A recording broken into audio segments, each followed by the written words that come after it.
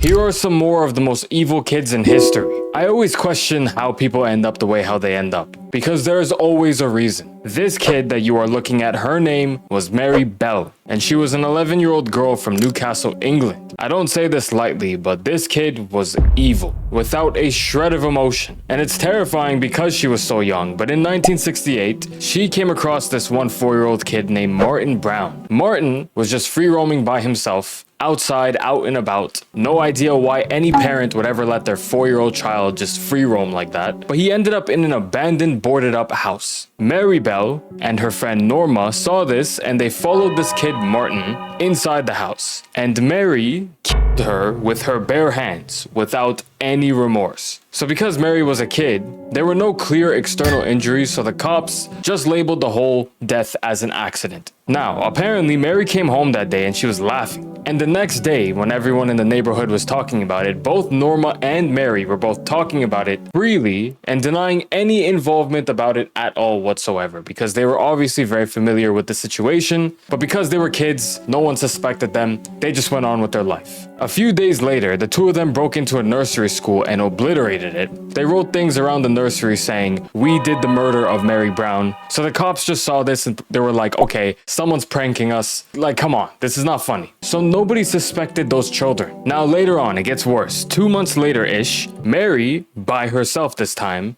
found a 3-year-old kid named Brian. She lured Brian away from his home to a wasteland area, and she did it again with her bare hands, except she did it so much worse, I can't even mention it over here. That same day, she came home without any remorse once again, and she was laughing. Brian's family was obviously tripping over this, being like, where is our 3-year-old son? Where is my 3-year-old brother? The older sister was terrified. Mary came across the older sister and said, I know where Brian is. Just kidding, lol. It's like, hello? So when the police finally caught up and found the body, they realized that no grown adult could have done what transpired. It had to have been a child. So Mary was caught, but she didn't give a shit. Norma was found innocent even though she was there and pretty much probably participated. And Mary only got 10 years in prison, but she's free now and they changed her identity. So Mary Bell is somewhere out there in her 60s, living freely without any consequence to whatever she did. And who knows what else has probably transpired, because that's not normal. That is beyond abnormal. How absurd is that?